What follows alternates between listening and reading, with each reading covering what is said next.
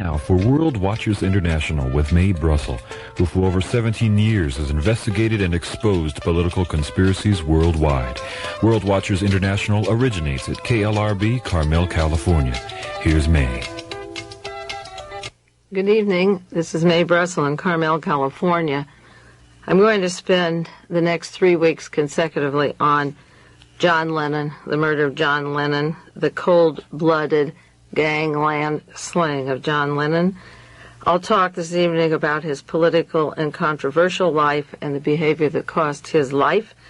Next week I'll talk about the methods to conceal political assassinations as applied specifically to John Lennon and similar patterns to other assassinations I've studied. And finally, we'll make an appeal to people who are concerned and who care, who've seen too many murders in their lifetime, to get busy and find out who is doing these and what we can do about it. I do want to begin this program with a record you've heard many times this week, but I want it on the tape for this week. On this program, I asked some questions when the program began about 1981, when Ronald Reagan and the team moved into the White House. How will we remember 1980, and who will stop assassinations and murders and genocide and torture? And I had a long list of questions that are on a printed sheet that you can send for if you don't have it. People that subscribe to the tapes get it with the tapes. I also said the assassination teams from the early 60s are all in place, and the murderers are moving up in power as Ronald Reagan takes over in the Senate in California and the Senate and the House and committees in Washington, D.C. Strom Thurmond, the member of the Senate who wanted the Lennons deported in the 70s, early 70s, on the most flimsy charges, is now head of the Judiciary Committee. Well, Sunday night I posed some questions for the end of this year and trouble spots in the world and listed them. And 24 hours later, John Lennon was dead. And within 2 days, that body of flesh, whatever it is, was cremated and delivered to Yoko Ono in a jar. And what remains is what we remember and what we do with it. The flesh is gone, but the memories, of course, live on. Our family were fortunate. I suppose of all the people listening tonight who take the tapes, maybe we were one of the few that had the opportunity to meet the Lennons. We spent the day with John and Yoko Lennon in San Francisco at the Stanford court. My first article, Why Was Martha Mitchell Kidnapped, about Watergate, had just come out that week, and they called immediately to Carmel and invited us to spend the day with them. We were Beatle fans from the time he first came with the others to Ed Sullivan's program, and we took our children to Candlestick Park for we didn't know it'd be their last concert, but we took them October 29th in 1966, and they left and went to Great Britain, and that was the last time the group was seen together. We also took all our children, we had 7 seats for every concert at the Monterey Pop, summer of '69, and they saw and heard people like Janis Joplin and Otis Redding and Jimi Hendrix and Mama Cass, the Mamas and Papas, and others. And the music scene has been very much a part of our family life through all of these turbulent years. We enjoyed the music. We learned from it. It freed us from a lot of things. And I have a lot of emotions, of course, about the Lennons and what happened this week that neatly ties up this era. At one time, they considered renting our home in Carmel, California. Yoko's husband, Mr. Cox, had kidnapped her daughter, and she was supposed to be, they believed, at Wood School in Carmel. She was seen at Carmel Beach, and they sent a friend of theirs who was with them when we visited down here to look at the house to see if they could use our home and live here and see if they could locate her daughter. But at the end of the summer, the trail grew cold and they weren't here any longer, so there was no reason for them to move to Carmel. My first issue of The Realist that introduced me to the Lennons, or the Lennons to us, had a cartoon that Paul Krasner had in there, Rose America's Baby, and it was a takeoff of the American situation, the political situation at the time in the summer of 1972. And it's ironic to know that Rosemary's Baby was actually filmed at the Dakota Apartments where the Lennons live. There are all kinds of ironies and situations that come to mind at a time like this. When I heard John Lennon was shot, I had to deal with it this week in 4 different compartments of my mind. One, what the Beatles did for me personally, for Mae Brussell with 5 children, ages 1.5 to 14, and the freedom that their lifestyle gave to me personally and helped me grow. I wasn't a teenager. I wasn't a runaway from home. I was a married woman with 5 children, but deeply moved by 3 influences in my life. One, Virginia Woolf, the other, Henry Miller, and the other, the Beatles, and the rock music scene, along with the Beatles. Then I thought of the relationship of the Lennons and having the opportunity to meet them and know them personally. And then I had to deal with my anger at them for taking 5 years off to find themselves, to accumulate extreme wealth, to pull out, to take care of the baby, to find that inner self, because there wasn't 5 minutes or 5 hours or 5 days that I thought there was a luxury of doing that introspection. I did that kind of thing when the family was asleep, right through with my work, or taking a hot bubble bath at night, or going down to Big Sur, or camping, or whatever. The road that we're going into World War III, the inevitable atomic war that this government is building up for, was so apparent, and the murders were so apparent of people who spoke up for peace, that it was really a luxury to take this time out. And while he was close to his child, the 5 years trying to find himself, and then comes forward and says, yeah, I'm emerging.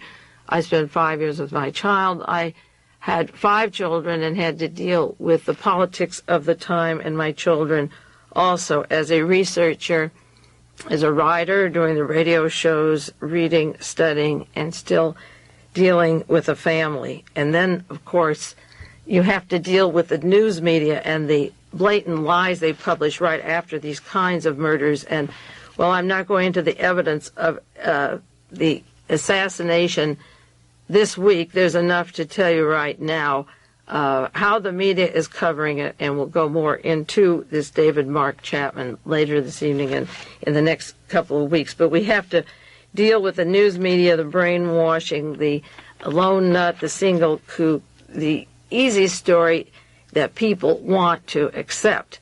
Yoko Ono wrote a poem in 1963, in the autumn of 63. She doesn't date it, whether it began before John Kennedy was killed or after, but it's called Collecting Peace, and this is what she wrote. Collect sounds in your mind that you have overheard through the week. Repeat them in your mind in different orders one afternoon. And thinking of that poem, and we have her collected poetry, I began to think of things that I had heard during the week that came to my mind. John Lennon, Elvis Presley, Buddy Holly, Otis Redding, Brian Jones, Jimi Hendrix, Janis Joplin, Jim Morrison, Duane Allman, Mama Cass Elliot, Graham Parsons, Mark Bolan, Keith Moon, Paul Kossoff, Jim Reeves, Barry Oakley, Tim Buckley, Jim Croce, Richard Farina, Donald Rex Jackson, the manager for the Grateful Dead, Michael Jeffrey, the manager of Jimi Hendrix, Brian Epstein, the manager of the Beatles, Vinnie Taylor of the Sha-Na-Na on the eve of a big concert they were going to, Paul Williams, choreographer for the Temptations, Pamela Morrison, the wife of Jim Morrison, Rod McKiernan, Pigpen, known as Pigpen of the Grateful Dead, Phil Oakes, Sal Mineo, Meredith Hunter, and the ritual killing at Altamont Festival. I wrote a chapter for an article called Helter Skelter, Give Me Shelter, from the Beatles till Altamont. That was the concert where Melvin Belli, Jack Ruby's attorney, who I mentioned often on this program, the attorney for Mussolini and Mrs. Hermann Goering, hired the Hells Angels who did the ritual killing of Meredith Hunter before a camera to show the world that the peace lovers had a violent festival. It was really the end of the authentic rock festival. Steve Parson, lead singer of the Children, Jimmy Reed, Ricky Valens, J.P. Richardson of the Big Border, Rennie Van Zant and Steve Gain of the Leonard Skinner Group, Sid Vicious from the Sex Pistols, who was singing anti-Nazi songs, John Bonham of the Led Zeppelin, Nearly Dead, the third mysterious man when Richard Pryor caught fire, Bob Dylan's near-fatal crash on a motorcycle. He survived. It wasn't like Richard Farina, who didn't survive, who died in Carmel Valley.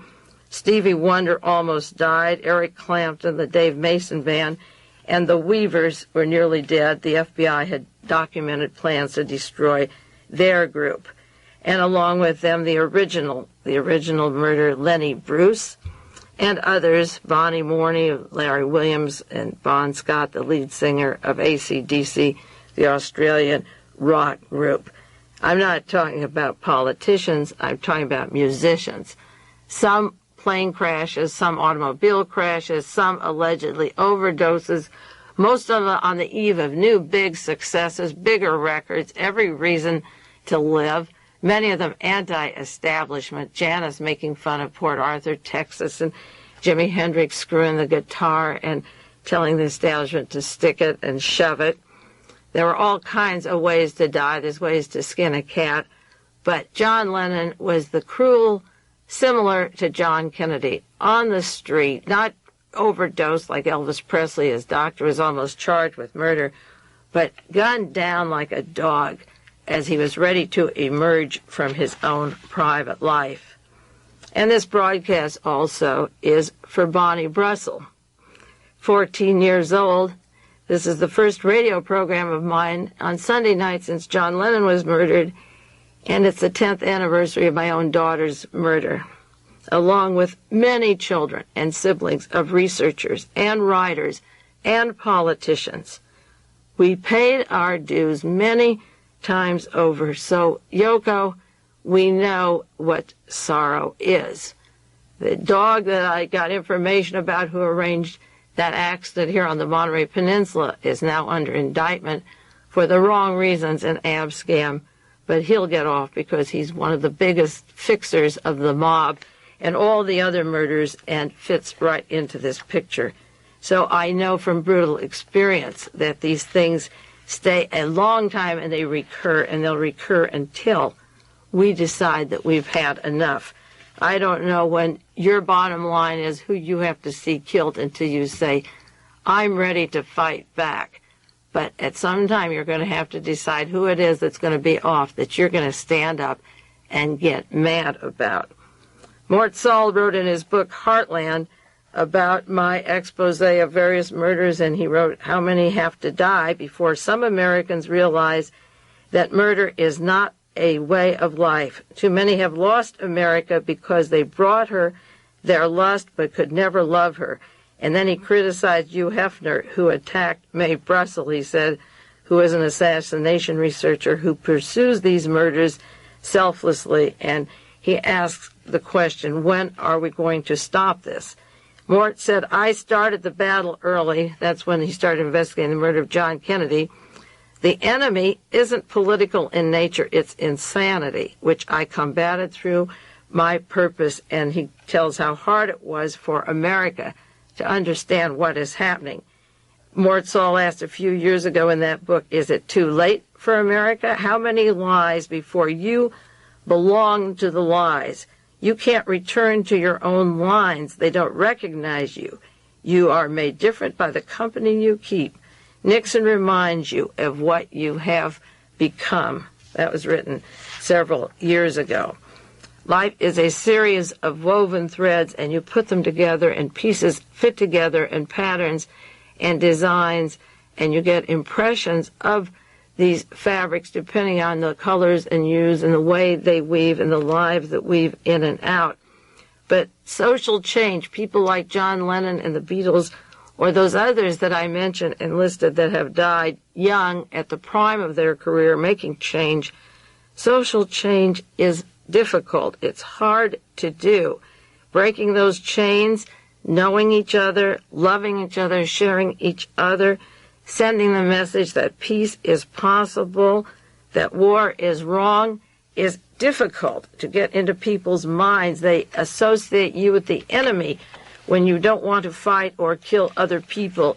What's wrong with you? Are you queer? Are you a coward? Are you a communist? They don't see that the only way to survive and enjoy anything in this world is through peace. And people who want to make change are gunned down. And brutally, it came to all of us this week. Carl Sandburg wrote a poem that is one of my favorites, Advice of a Father to a Son Nearing Manhood. And he said, life is hard, be steel, be a rock. And that's true. And then he said, life is a soft loam, be gentle and go easy, because brutes have been gentled where lashes failed.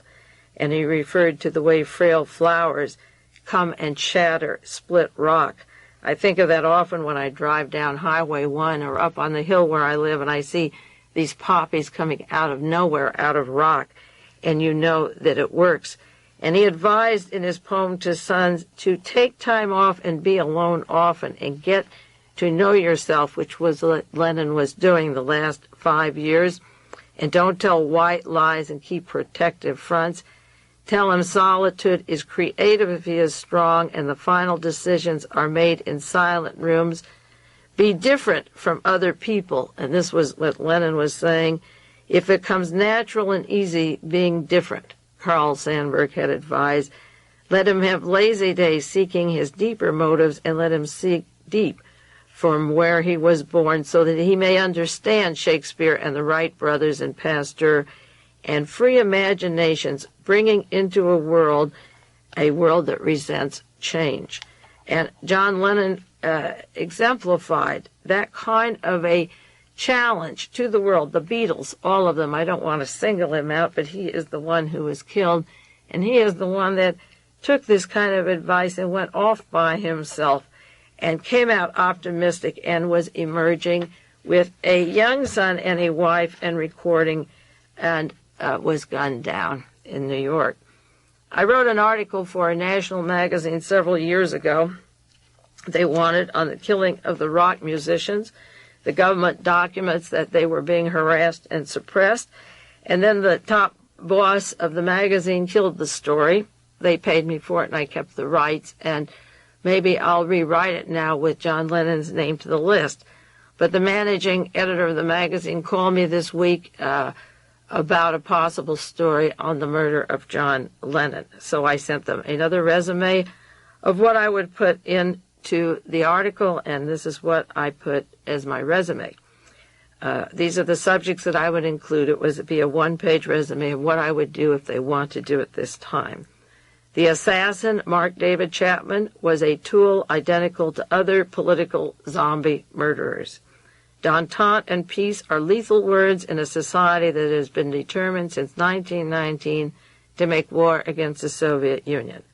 Rock music and musicians were becoming the largest social, cultural, and political force for world peace. This energy, talent, and enthusiasm was spreading around the world. Operation Chaos and other federal government programs were formed to disrupt, reject, and eliminate the combined skills of too many. They did a good job. Their project has worked until now because of inaction and apathy of both the victim's family and their fans, and the crimes are concealed by the mass media. Lennon's murder today is being compared to John Kennedy's. The war in Southeast Asia escalated November 24th, 1963, with no known provocation. It was planned in advance for that date. At the time that John Lennon was murdered, November 9th, 1980, the United States is on the brink of war in Poland and the Middle East.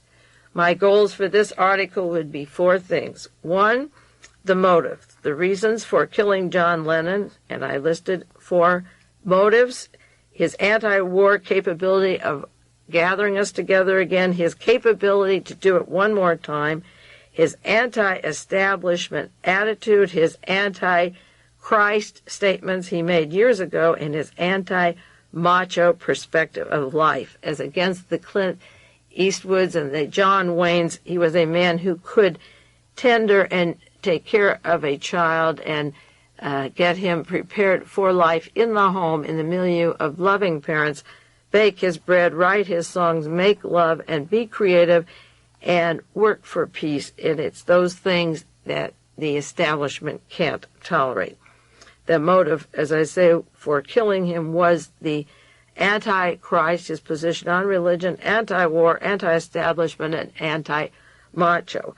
Secondly, I would compare Mark David Chapman to the other political killers, the smirk, the loner, the mysterious wife, the unemployed with money, who travels around continents to Beirut, Lebanon, Switzerland, London, Southeast Asia, the Jesus freak, the good boy, the anti-Lennon politics. Thirdly, I would give documented proof that government agencies dislike the entire music culture, the rock musicians, the anti-war, anti-establishment gatherings, and document the historical pattern set in Germany from 1922 to 1933 of similar murders systematically done to silence opponents of World War II.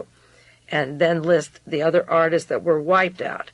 That is the resume I sent to them. If they want it this time, I'll write it for them. If not, I may just sit down and put it into one book. Mark David Chapman traveled all over the world, as I say, London, Switzerland, Southeast Asia. He was in New York in October. He's back again in November. He traveled with weapons. He's a mystery person.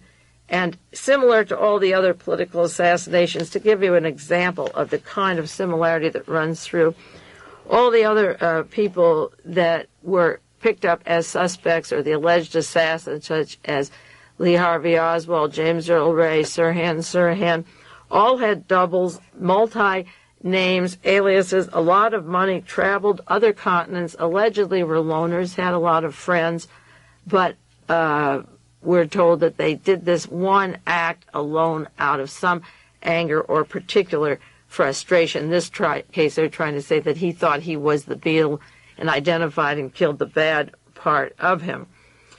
There was a picture taken of John Lennon signing a record album with Mark David Chapman, and when Lennon was killed, the photographer called the New York police, and they refused to accept the picture. They didn't want it. They said, don't bother. Then his wife was told, according to the Los Angeles Times, on the telephone, don't release any other pictures of Chapman. Then in Miami, in Dade County, they had a mix-up on a computer, and he used to live in Miami. And the New York court said that erroneously he had a criminal record, and the computer picked up the name of the fugitive, the last name, the date of birth, the race, the height, and the slaying suspect, and it seems that there was another person down in Florida that fit all of this. So there was a mix-up in the courts. So there probably, obviously, was another Mark David Chapman. And when he was arrested, I saw something on television which I haven't seen since the stories when Lee Harvey Oswald was taken out of the theater in Dallas, Texas. They threw a coat over the Mark David Chapman that went into the jail, and you didn't see the face of the person. So the police department at first didn't want any photographs. They notified the wife, don't give pictures, and they protected his face. Now, you've read recently in the newspaper about the missing Oswald. Marina Oswald is 99% sure that the person in the grave isn't Lee Harvey Oswald. Next week we'll go more into the physical evidence, the subterfuge, the use of doubles. But this is the same kind of hanky-panky. I'm giving you one example tonight, and I don't want to dwell too much on it this evening, of the subterfuge in the Lennon case. Why tell Mrs. Chapman not to release these pictures? Maybe they weren't going to bring this one in. Maybe they had another zombie who would take the rap and be killed. If somebody hadn't taken that picture in front of the Dakota apartments and gave it to the New York Daily News or newspaper there, why did the police refuse to accept the picture? Why did they come out with a computer readout of identical information from Florida and then have to backtrack and apologize in the courts about a past record. This Mark David Chapman did live in Florida, and Oswald had doubles in Florida that I'm working on a book. He had doubles down there, and they were withholding pictures. They covered his head. When Lee Harvey Oswald was taken from the theater when he was arrested after John Kennedy was killed in Dallas, Texas in November 1963, he said, in quotes, "Why should I hide my face? I haven't done anything to be ashamed of." And a coat was thrown over his face. And later it did turn out that there were 3 other Lee Harvey Oswalds with identical faces, so we still don't know who was in the theater because there is no photographic record of this person leaving the theater. Well, that's the way the coat was thrown over this Chapman's face. They had a description, exactly, a computer readout in Florida. He lived in Florida. The police didn't want the photograph on site. Now, you would think that the New York police squad, if they weren't in on part of the subterfuge, would accept any pictures because maybe there were other people in the background with him or somebody that drove him there. But it's this kind of subterfuge that runs through the assassination of John Kennedy, Robert Kennedy, Martin Luther King, the shooting of George Wallace, and the mysteries of Chappaquiddick. The political assassinations have a pattern that never fails. It comes through at times like this, and that's one reason that I'm comparing the shooting of John Lennon to the shooting of John Kennedy, because there are these similarities that don't wash away, and they involve the FBI computer readouts or the police department, and the subterfuge that those people investigating it should be working on, but they cover up for whatever reason, and the reason involves the assassins themselves, the people that send this guy halfway around the world, all the way around the world and back, and he ends up at the Dakota Apartments. It's 30 minutes now. For those that have the cassettes, we'll turn those over. I'll take a break. It's Mae Brussell. We'll be back in 1 minute. This concludes the first half of World Watchers International with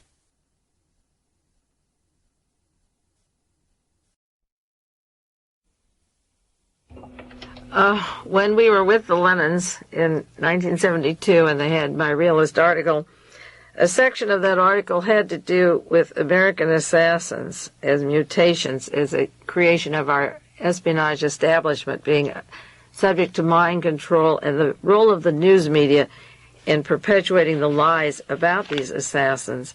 And part of that article had to do with the story, the lie about Lee Harvey Oswald being, in quotes, the lone assassin. And I said, our American assassins hired as decoys are either killed or isolated in their cages. The lone assassin becomes an animal to be dissected by Pentagon social scientists and psychiatrists, and then the media, the puppet media, and other experts pick up the lingo and pass along disinformation as facts. And while this human being is turned into a patsy, monitored every second and isolated until his death, covert agents manufacture what are supposed to have been his motives for becoming the assassin. The fictitious personality should be studied and is supposed to be the model of future assassins. And I mentioned then that Sirhan, Charles Manson, John Fraser, and others, if they were free to talk, would shake American justice and conspiratorial processes to their very roots.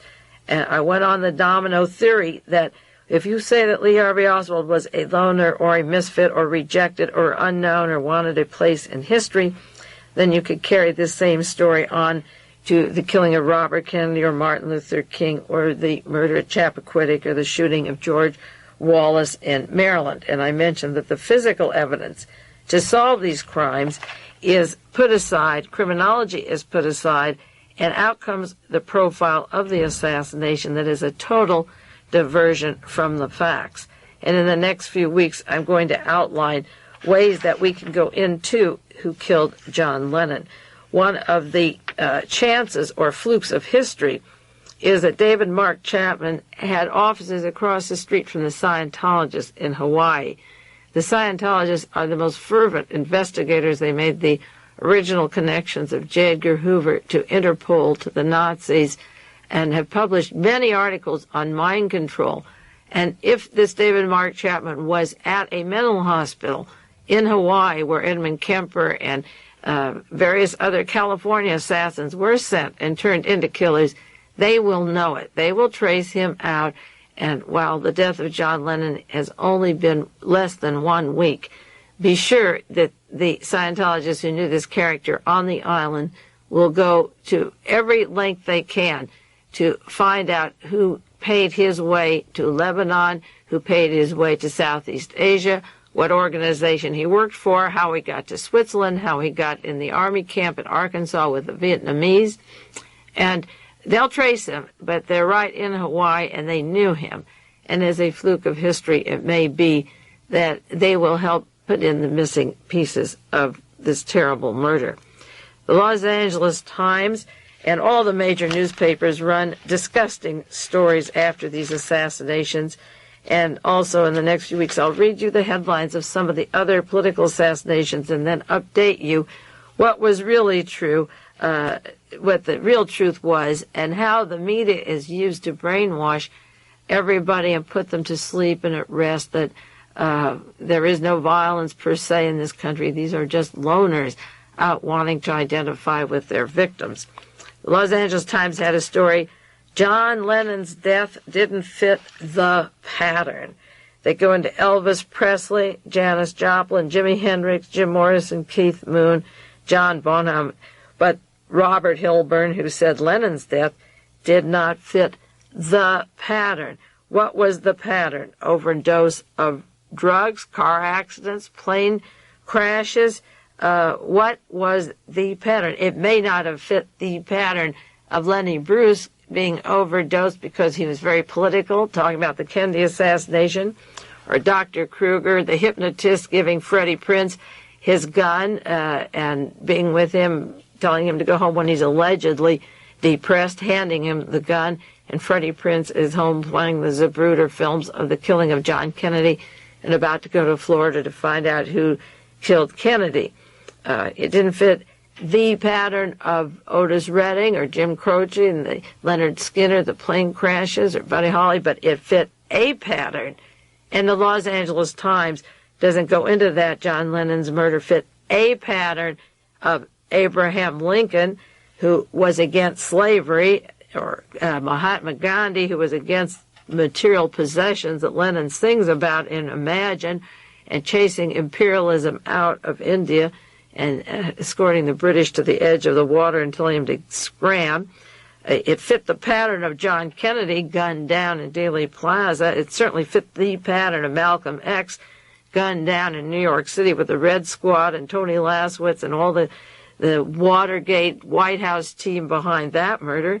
It fit the Martin Luther King assassination on the balcony, gunned down in cold blood, or the Robert Kennedy murder in the Ambassador Hotel, or Representative Leo Ryan's murder down in Jonestown.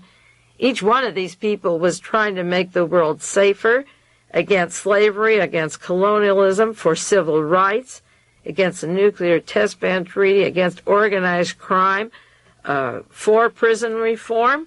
Every one of these was a social activist, and you certainly have to know, if you've played Lennon songs or known John Lennon, particularly even after the Beatles group broke up, the social activism and the concern, and the Beatles themselves breaking all the establishment rules. John Lennon's anti-establishment attitude. He did all the wrong things and succeeded.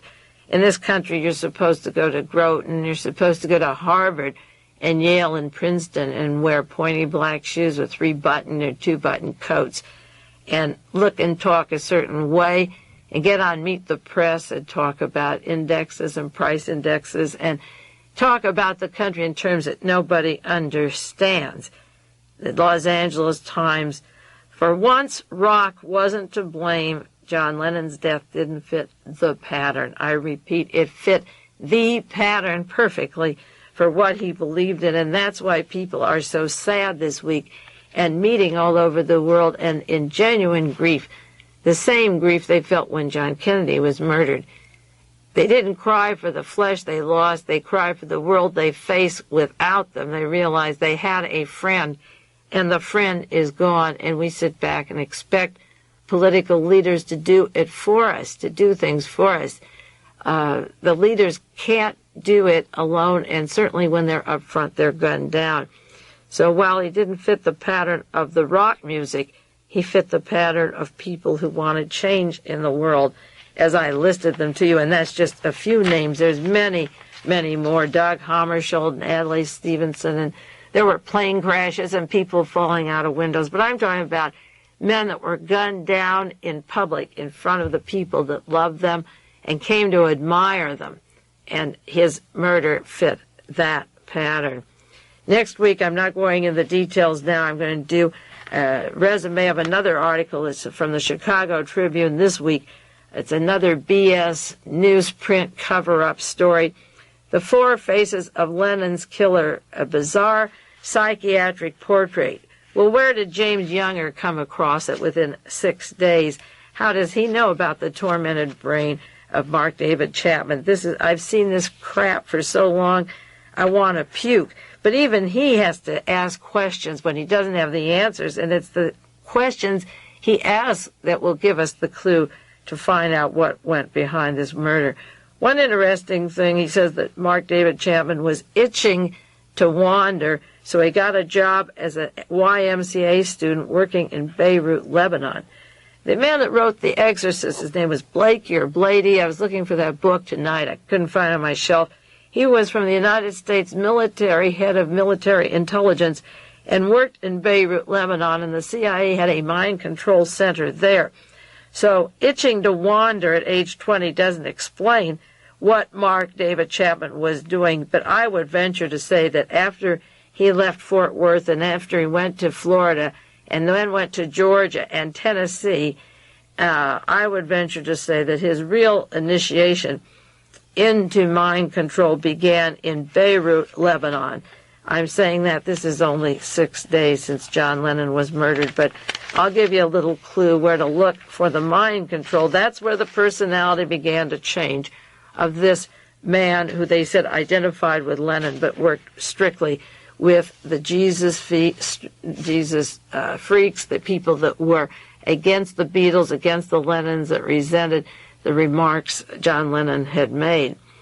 I was upset about the Lennon shooting on Tuesday morning. I came into KLRB just to walk around and mainly to get out of the house because the phone had been ringing since 11 o'clock at night. And by 3 in the morning, I fell asleep and it started. I came into KLRB. And one of the people that works here that I've known over the years right away said to me, "You know it was one lone person." Well, I would accept the fact that one lone person killed John Lennon after I investigate the facts. But there's something I don't understand, and that is how people can solve a crime in 12 hours. They must know a lot more than I know, but they don't have the library I have. I have many, many books on Operation Mind Control, the CIA involvement in mind control, the CIA telling people to kill themselves, the control of Candy Jones, how she came to California and took on 2 personalities, how she was told to murder herself in Paradise Island. They say this boy shot John Lennon because he was suicidal. The CIA trains you to be suicidal. You can be perfectly normal until they get their hands on you, and then they teach you how to be suicidal. You don't shoot John Lennon because you're suicidal, and you don't travel across continents, go to New York and staying at $81 room hotels and back to Hawaii and back to New York. And the thing that I really get upset about, it doesn't really matter. I'm going to do my work no matter what, and there's some people that know what's going on in the world, and there's some that never will. But it just really blows my mind that 13 hours after somebody as irreverent, anti-establishment, anti-war as John Lennon was, can be gunned down, and the willingness of people to accept the fact that the case is solved in 12 hours. It happens over and over again. I don't understand it. At least study how this fellow got to London, how he got to Southeast Asia, what he was doing in Hawaii. Even this great Chicago Tribune article doesn't explain. They said they don't know how he got to Hawaii. Who met him there? What was his wife doing there? Is she an agent? All these questions beg to be answered over and over and over again. And it isn't simple. There are not simple answers. And the fact that the world is grieving for John Lennon so badly means that he touched us. And if he touched us that badly, who else was he touching? Whose shoes was he stepping on? Because not everyone sees the world as you see it or Mae Brussell sees it. A lot of people see it a different way. I saw Today's Show this week, and a man wrote a book on atomic warfare. Tom Brokaw was interviewing him, and he explained that atomic warfare is going to be a fact in the Reagan administration, and that it doesn't matter if North America is wiped out because South America will continue to exist without the radiation. And then Tom Brokaw says, well, that isn't very nice, and suggests now we'll turn back to Jane Pauley, and today we're going to review Popeye, and the woman who plays the part of Olive Oil is on. Cut to the next segment of the news. Wouldn't you just jump out of your chair if you were Tom Brokaw and say, North America isn't going to survive? I mean, you telling me it's not important? Adolf Hitler said in his books, let's take all of South America or Africa and Middle East, because North America is run by the Jews and liberals, and they don't count. And years later, here's a man writing about atomic warfare, and we're on the brink of atomic warfare. The morning after John Lennon is murdered, this dog is talking about the North American continent accepting the fact of radiation and being a plausible thing. When the elections were going on and the debates were going on, Jimmy Carter said, and implied Reagan would get us into a war. And Reagan said, I'm highly incensed. This is the most terrible thing you've ever said. And here is a man in the Reagan camp outright saying it up front as if it's a fait accompli. Would John Lennon have stood for that? Would he have allowed his silence after those 5 years of tending a little boy, a child, and an 18-year-old, 17-year-old son? What forces would get together to stop World War III? It wasn't just what John Lennon or the Beatles did that was a threat to this government going into these treacherous times. It's their potential that had to be wiped out. It isn't just what they said about peace and love and brotherhood in the past. It's all there. That's all there for us, and people all over the world have mourned and will continue to mourn. The point was that he was emerging, and we don't know what he would do. Maybe he'd continue buying 4 limousines, maybe 8. Maybe he has the Vanderbilt estate in Florida. Maybe he'd buy the Whitney. Maybe he wants all their estates and castles. Maybe he wouldn't do anything. Maybe they continue to collect fur coats. I don't know what they would do. But if there was a war and he didn't want his boy to be bombed out or his family or the human race bombed out, all they'd have to do, the 4 Beatles, is get on the phone and have a concert, and people's awareness would be put together. So the gangland slaying of this man was to wipe out his potential, and that's important. And as Carl Sandburg said, learn in silence and learn facts. And as he was emerging, he spent 5 years, and Lennon, learned a lot in those 5 years. The Bible is an interesting book, and when you read the beginning of it, you learn about the Garden of Eden. And don't forget the forbidden fruit. I mentioned this many times on broadcast. The forbidden fruit was not nudity or screwing around. It was knowledge. Be careful of knowledge, because knowledge will kill you. And in these terrible times, the smart ones get off because they're the ones that have put it together. So that the tree of the Garden of Eden was knowing the difference between good and evil. The tree, the knowledge of good and evil, thou shalt not eat it, for in the day that thou eatest thereof, thou shalt surely die. I wonder sometimes if this wasn't written to keep people from thinking, to whoever wrote these sayings in the Bible, to keep you under their control. This was a form of mind control of its own, to make you fearful to learn. Because once you learn, you can do things for yourself. You have life pretty much under control.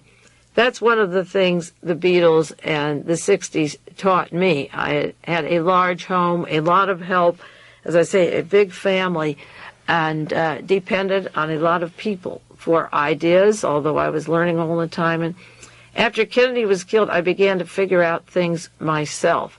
I read contradictions in what the newspapers said as against what the Warren Commission hearings published under sworn testimony of witnesses. I began to learn I didn't have to dress a certain way. You didn't have to get out certain kinds of shoes in the winter and put them away in the spring.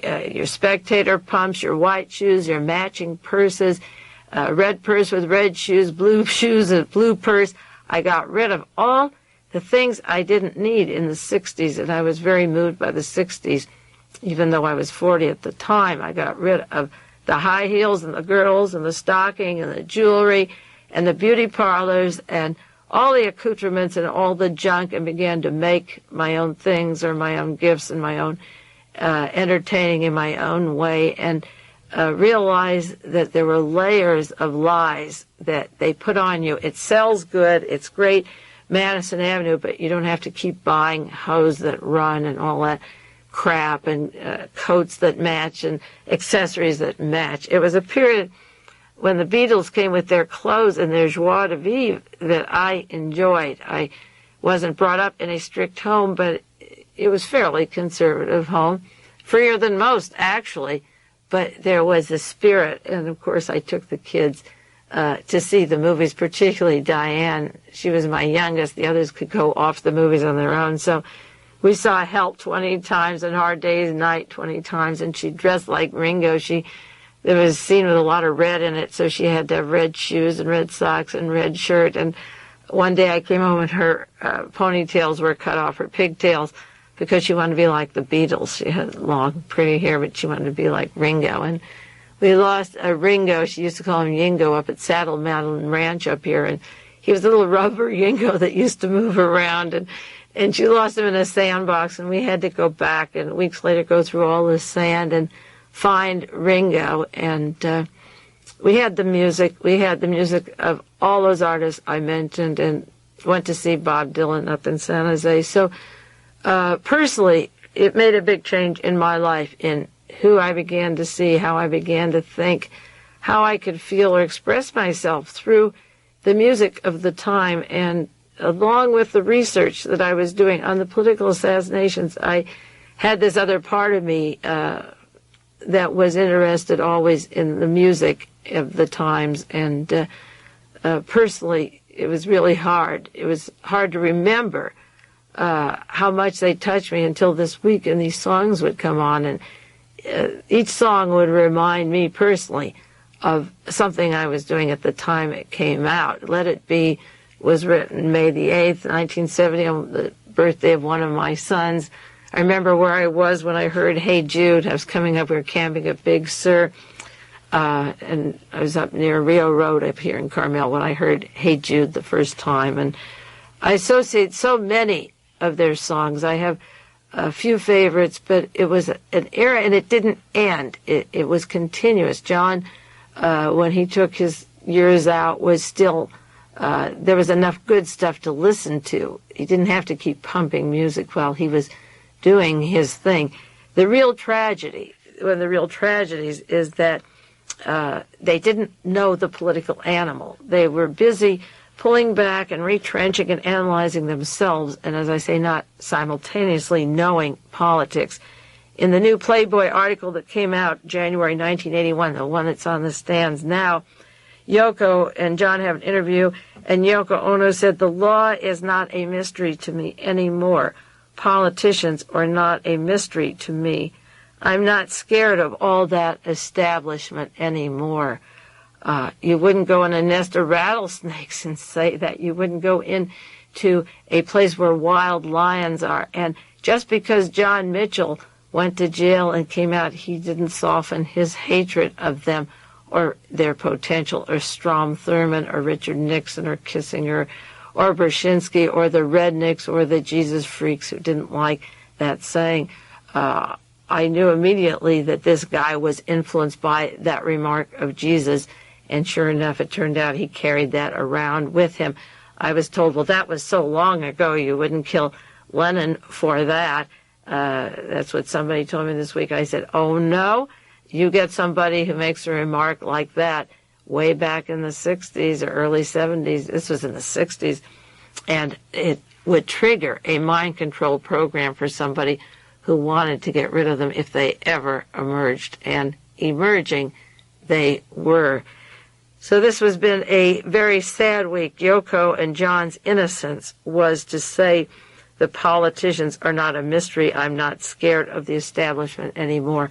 And if there's one thing I leave with you this evening, is that as long as these killings are unsolved, the politicians are a mystery to you and me. As long as they get away with it, they are a mystery. You can't sit back and say a Beatles fan killed a Beatle. You can't say Lee Harvey Oswald wanted a place in history, so he killed John Kennedy. It wasn't that way at all. He was working with George de Mohrenschildt, a known war criminal, a Nazi during World War II.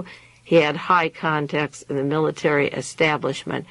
These are not loners. They're well-financed, they're well-traveled, they're well-placed, and they know how to hurt us. And as long as their mentality exists, they'll continue to hurt us, and that is the tragedy. Well, I'm going to close this evening with a song I want them to play here from John Lennon's Merry Xmas, Merry Christmas, the war is over. And next week we'll do part 2 on the cold-blooded murder of John Lennon.